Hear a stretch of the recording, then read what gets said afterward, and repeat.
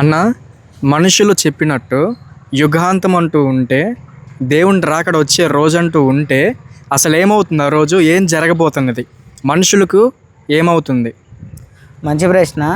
అయితే నేను చిన్న సవరణ, మనుషులందరూ యుగాంతం వస్తుంది అనేది చెప్పరు, కేవలం క్రైస్తవులు చెప్తారు. ఓకేనా? క్రైస్తవులు ఏం చెప్తారంటే దేవుడు రెండో రాకడ వస్తుంది, ఆయన వచ్చిన తర్వాత ఈ భూమి మిక్కిలి వేండ్రంతో నశించిపోతుంది, దేవుడి మాట వినని వాళ్ళందరూ, యేసుక్రీస్తుని అంగీకరించిన వాళ్ళందరూ ఇక్కడ విడవబడతారు, వాళ్ళు ఈ నాశనంలో కలుస్తారు. అయితే అప్పటికి దేవుడిని అంగీకరించిన వాళ్ళు పరలోకంలో ప్రభుతో పాటు ఉంటారు, మేఘాల మీద కొనిపోబడతారు. కాబట్టి నేడే రక్షణ దినం, ఈరోజు మారు మనసు పొందండి, యేసుక్రీస్తుని అంగీకరించండి, రాకడలో ఎత్తబడండి, దేవుడి దగ్గర ఉండడానికి ప్రయాసపడండి అని సువార్త ప్రకటిస్తారు. రైట్? అయితే రాకడలో ఏం జరుగుతుంది, మనుషుల గతి ఏంటి అనేది ఇప్పుడు మీరు అడిగారు కాబట్టి చెప్తాను. ఒకవేళ ఈరోజు రాత్రి మనకు తెలియకోకుండా భూమి అలా కంపిస్తుంది, మొక్కలవుతుంది అనుకోండి, అర్థమవుతుందా? ఒక జలప్రళయం సముద్రం మొత్తాన్ని ముంచేస్తూ ఉంది, వరుసగా అన్నీ ముంచుకుంటూ వస్తుంది, కానీ పైన మేఘాల మీద ఒక గొప్ప వెలుగు, అక్కడ ఒక మనిషి మేఘం మీద నుండి వస్తూ ఉంటే, కొంతమంది వేల మంది లక్షల మంది దూతలు వెనకమాలు ఉంటే, ఈ భూమి మీద కొంతమంది పైకి ఎలాగైతే సినిమాలో గ్రాఫిక్స్లో ఎలా వెళ్తారో అలాగే ఎత్తబడుతుంటే ఆ మహిమా స్వరూపి దగ్గరికి. ఇమాజిన్ చేసుకోండి, ఒకసారి ఇమాజిన్ చేసుకోండి. ఆ ఎత్తబడుతున్న వాళ్ళ సంతోషం ఇంత అంత కాదు, ఎత్తబడుతున్న మనుషుల సంతోషం ఇంత అంత కాదు. ఎందుకంటే ఇన్ని సంవత్సరాలు మేము ఉన్నటువంటి నిరీక్షణ, మేము యేసుక్రీస్తుని నమ్ముకున్న విధానం, ఎన్ని సంవత్సరాలు మేము పడిన ప్రయాసాన్ని వృధా కాల. ఇదిగో మా ప్రభు మాకు చెప్పినట్టే అదిగో వచ్చాడు, మమ్మల్ని ఆయనతో పాటు చేర్చుకున్నాడు అనే నిరీక్షణ సంతోషంలో వాళ్ళు ఉంటారు, క్రైస్తవులు ఉంటారు.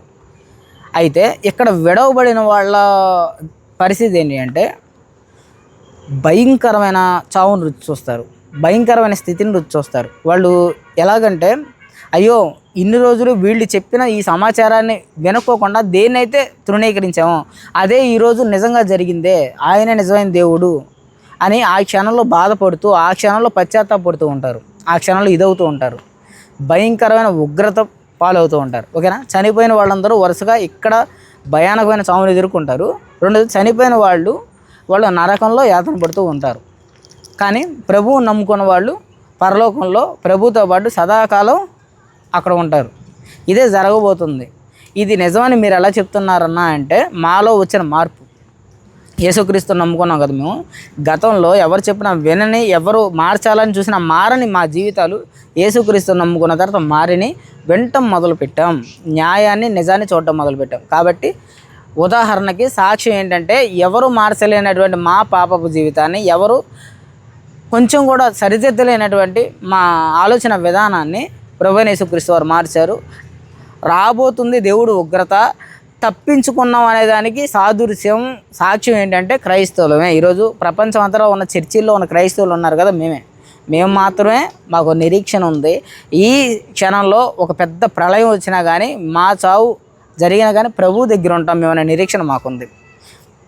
రాకడలో జరిగేది ఏంటి అంటే, భూమి మిక్కిలి వేండ్రంతో నశించిపోద్ది, భూమి మీద ఉన్నటువంటి పెద్ద పెద్ద బిల్డింగ్లు, భవనాలు అవన్నీ కుప్ప అయిపోతాయి, బూడిదైపోతాయి. కానీ మనుషులు చాలా పశ్చాత్తాపడినా కానీ వాళ్ళకి ఎత్తుబాటు ఉండదు. ఎందుకంటే ప్రభువైన యేసుక్రీస్తు వారు చెప్పారు, చాలా స్పష్టంగా చెప్పారు, ఎవరైతే ఆయన మాట వింటారో వాళ్ళు ఎత్తబడతారు, ఎవరైతే ఆయన మాట వినడో వాళ్ళు ఇక్కడ విడవబడతారు అని చాలా స్పష్టంగా ఉంది. కాబట్టి ఒకవేళ ఈ ప్రశ్న అడిగిన వాళ్ళకి నేను చెప్తాను, ఒకవేళ మీకు ఈ సమాచారం నమ్మదగింది అనిపిస్తే నమ్మితే మీరు రక్షించబడతారు, లేకపోతే శిక్షించబడతారు, విడవబడతారు అని బైబిల్ ప్రకారంగా చెప్తున్నాను.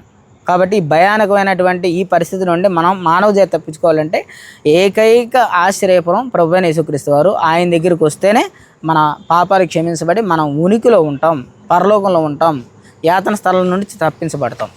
అందరికీ యేసుక్రీస్తు నామమున వందనాలు.